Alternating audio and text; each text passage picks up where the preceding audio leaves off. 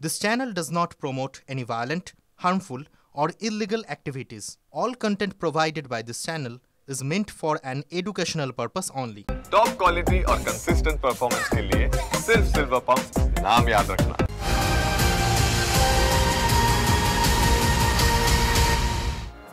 আজকের আরো একটা বড় খবর, ঠাকুরনগরে মতুয়া বাড়ির পর এবার ফুরফুরায় পীর পরিবারে পা রাখল তৃণমূল কংগ্রেস।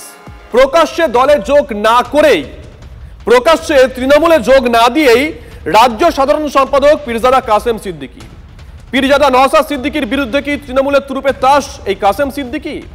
তৃণমূলের অন্দরে জল্পনা, ভাঙড়ে নওশাদের বিরুদ্ধে কাসেমকে প্রার্থী করতে পারে দল। মমতা বন্দ্যোপাধ্যায়ের জমি আন্দোলনকে সমর্থন জানিয়েছিলেন পীরজাদা তহা সিদ্দিকী, কিন্তু তৃণমূলে যোগ দেননি তিনি। 2021-এ রাজনীতির রং লাগে ফুরফুরায়, আইএসএফ গঠন করে ফুরফুরার পীরজাদা আব্বাস সিদ্দিকী। 2026-এ মুসলিম ভোটে ফাটল ধরাতে মরিয়া বাম কংগ্রেস। দক্ষিণবঙ্গের সংখ্যালঘুদের মনে ফুরফুরা শরীফের একটা বড় প্রভাব আমরা প্রত্যেকেই জানি। সেদিকে লক্ষ্য রেখে কি তাহলে কৌশলী পদক্ষেপ নিল তৃণমূল কংগ্রেস? আমি 28 বছর ধর্মসভা করছি এবং প্রতিবাদ সব জায়গায়, আন্দোলন ইত্যাদি সব জায়গায় আমি করি। আজকে যে ধর্মসভা করেছি 28 বছর, এখন এই একটা দলে না আসা পর্যন্ত কোনো মানুষের জন্য কিছু কাজ করা যাবে না। ওই জন্য সেই সিদ্ধান্তটা আমাকে নিলাম, মানুষের জন্য কিছু কাজ করতে হবে।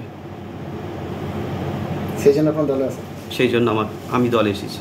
ফুরফুরা শরীফ উন্নয়ন যে পরিষদ আছে, যে কাজগুলো আমরা প্রতিবাদ করেছি, ঠিক মতো কাজ হয়নি। আজকে ঠিক মতো কাজ হবার জন্য আজকে আমাকে দলে আসা, যাতে সঠিক কাজটা হয়, মানুষ সঠিক কাজটা যেন পায়।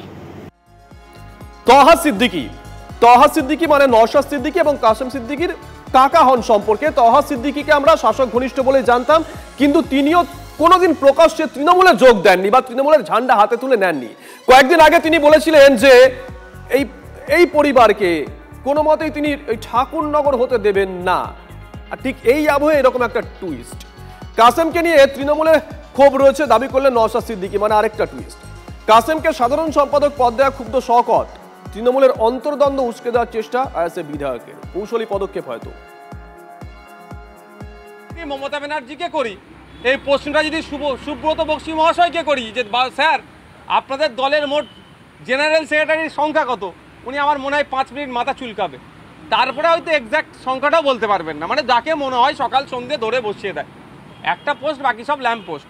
শওকত মোল্লা সাহেবের এখন অস্থিরতা বাড়বে, কারণ যে কাসেম ভাই সাহেবের সম্পর্কে, ভাইজান সম্পর্কে শওকত মোল্লা এতদিন আক্রমণ করেছে, বাই ডিফল্ট ডেজিগনেশন অনুযায়ী কাসেম ভাইজান শওকত মোল্লার অনেক ওপরে বসছে। কাসেম ভাইজানকে এখন ভাইজান সম্বোধন করতে হবে, ফলে ওনার একটু ফাটবেই। তো এদিকে আজকে একই সঙ্গে রাজ্যের মুখ্যমন্ত্রী মমতা বন্দ্যোপাধ্যায়কেও চ্যালেঞ্জ করেছেন নওশাদ সিদ্দিকী। ভাঙড়ে আপনার বিরুদ্ধে কাসেম সিদ্দিকী প্রার্থী হবে এরকম একটা চর্চা রয়েছে, সেটাই ভয় পাচ্ছে? আমি চাইছি আমার বিরুদ্ধে মুখ্যমন্ত্রী প্রার্থী হোক ভাঙড়ে, আমি এটা চাইছি। আমি অন্য কাউকে চাইছি না, আমি চাইছি আমার বিরুদ্ধে মুখ্যমন্ত্রী প্রার্থী হোক। তবে একটা কথা জানিয়ে রাখি, পশ্চিমবাংলার মুসলিম সম্প্রদায় তৃণমূল থেকে যেভাবে মুখ ফিরাতে শুরু করেছে, কাউকে দিয়ে ড্যামেজ কন্ট্রোল করতে যদি চাই সেটা হবে না। কারণ একের পর এক পদক্ষেপ তৃণমূল কংগ্রেসের, মুসলিম সম্প্রদায়ের মানুষজন ক্ষিপ্ত হয়ে উঠছে।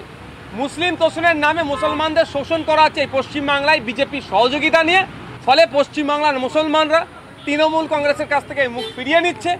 কাউকে নিয়ে এসে যদি মনে করে এই ভাঙাবাদ জোড়া লাগাবার চেষ্টা হচ্ছে, সেটা বিতা হবে।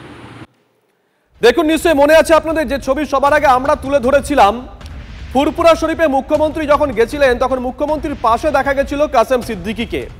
তারপরে পাক সার্কাসে একটি অনুষ্ঠান, সেখানেও কাসেম সিদ্দিকীকে দেখা গেছিল মুখ্যমন্ত্রী ঠিক পাশেই। তারপরেই প্রশ্ন উত্তর শুরু করেছিল একদা নওশাদের পাশে দাঁড়ানো তার ভাই কাসেম কি তাহলে শিবির বদল করতে চলেছে? এই কাসেমকে আমরা দেখেছিলাম, নিশ্চয়ই আপনাদের এই ছবিও মনে আছে। আনিস খানের বাড়ির সামনে কাসেম এবং তার অনুগামীরা 24 ঘন্টা থাকতেন। শাসক দলের কোনো নেতা বা মন্ত্রী দেখা করতে গেলেই তারা তাদের মতন করে অ্যাক্টিভিটি করতেন। অনেকে বলে পুলক বন্দ্যোপাধ্যায় কিংবা ফিরহাদ হাকিমকে ফিরে আসতে হয়েছিল এই কাসেম সিদ্দিকী এবং তার অনুগামীদের স্লোগান শুনেই। সেই কাসেম শিবির বদল করেন কি করেন না এই নিয়ে জল্পনা অবশ্য শুরু হয়েছিল বেশ কয়েকদিন ধরেই। কাসেম সরাসরি শিবির বদল করেননি, মানে তার হাতে আমরা ঝান্ডা তুলে নিতে দেখিনি, কিন্তু হঠাৎ করে যে খবর আমরা পেলাম তাকে দলীয় পদ দিয়েছে তৃণমূল কংগ্রেস। আর এখানেই তো প্রশ্ন যে তাকে কি তাহলে কোথাও গিয়ে নওশাদের বিরুদ্ধেই ব্যবহার করতে চাইছে তৃণমূল কংগ্রেস, তাই তড়িঘড়ি তাকে একটা দলীয় পদ দেওয়া হলো।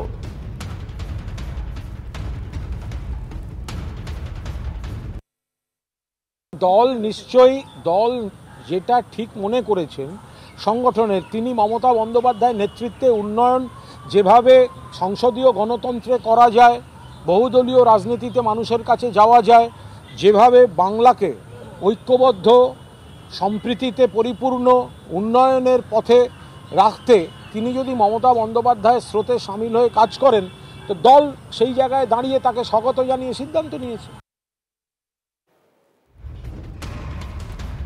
সৌম্য আইচ রায় কংগ্রেস মুখপাত্র এই মুহূর্তে আমাদের সঙ্গে রয়েছেন। সৌম্যদা, শুভজিৎ রয়েছি, খবরটা তো নিশ্চয়ই আপনার অজানা নয়।